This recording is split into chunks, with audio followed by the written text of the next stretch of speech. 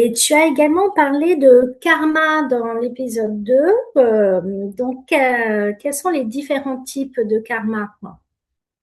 Alors, donc il y a des grandes catégories de karma, hein. Il y en a trois ou quatre. Donc, je vais commencer par la plus importante, la dominante, hein. Ça, c'est vraiment une question aussi très importante que les personnes doivent savoir sur ce sujet.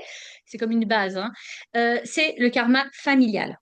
D'accord? Donc, le Mhm. karma familial, ça veut dire quoi? Ça veut dire qu'il y a une personne qui ça peut être votre enfant, votre cousin, votre collègue de boulot, hein.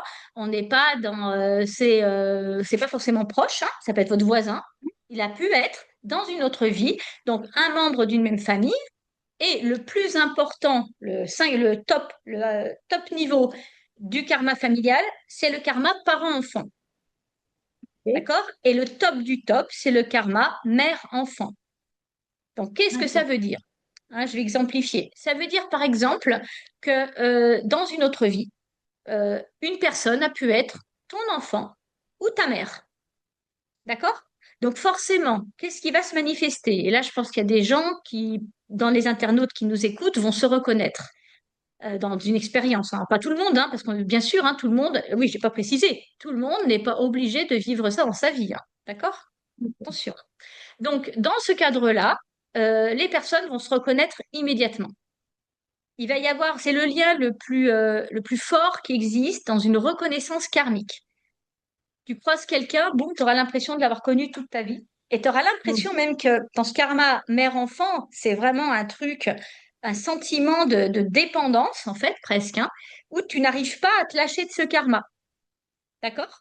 Mais ce qui est litigieux, c'est dans le cas de figure. Alors, si c'est une relation parent-enfant, on va dire, bon, au pire des cas, il y a reproduction du karma. D'accord? On reproduit la même histoire, le même scénario, puisque Mhm. les âmes se connectent et revivent ce qui est familier. D'accord? Autant dans le bien que le mal. Tout dépend de la relation mère-enfant. Ça peut être une relation mère-enfant magnifique, comme une relation négative. D'accord? Mhm. Donc, c'est ça qui est assez complexe. Mais en tout cas, ça se revit de la même manière.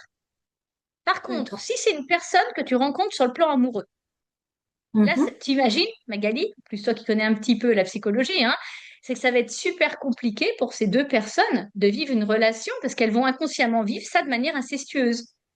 Il va y avoir un Mhm. devoir de loyauté qui est incompatible avec la notion de couple, où l'un est censé Ouais. libérer l'autre dans un couple. D'accord? Donc ça, c'est un exemple. Ça, c'est le karma familial. Alors, je te dis pas si tu retrouves ton enfant qui a été ton parent dans une autre vie, là, c'est super drôle, quoi. C'est très drôle.